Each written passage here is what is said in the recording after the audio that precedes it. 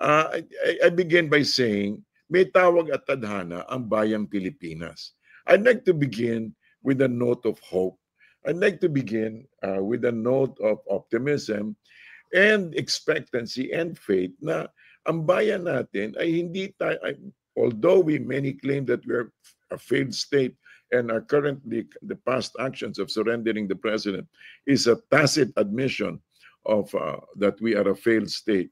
Nevertheless, meron talaga tayong we have to look at ourselves historically and not in a disjointed manner, pero we have to see ourselves with great honesty and bukas mata tayo na ma-realize natin na although we are a young republic, we are very young. I mean, kailan lang ba tayo? We were granted freedom 1946, supposed to be. Although we won it in 1898.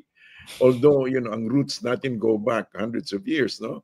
Pero simulan na lang natin dyan na let us, as our foundational thesis, na may tawag at tadhana ang bayang Pilipino.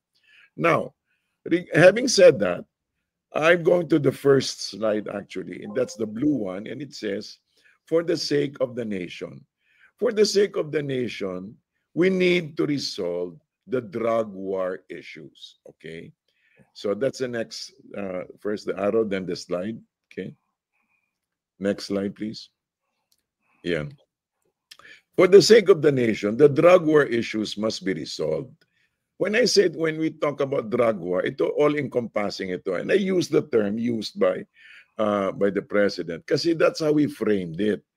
It's, to frame it kasi with EJK is simply already to label it, na tawag nito na tapos na talaga yan, talagang extrajudicial everything. Dapat alamin natin kung saan nanggagaling at ano talaga yung hugot na pinanggagalingan ng presidente.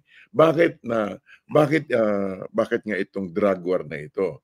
Bakit ba tinaguri ang drug war? Bakit hindi lang drug remedy or something like that? Kasi nga nakikita niya para sa kanya yung droga ay hindi lang isang salot kundi kalaban talaga ng bayan. Kalaban ng bayan, and the nation and the people must be protected against this particular invasion. He considers it an invasion. Kumbaga, an invasion of an enemy, and the people must be protected, which basically is the job of a government, of the state. Yan ang talagang trabaho ng Estado, hindi ba? Na protektahan ang pamumuhay ng kanyang mamamayan.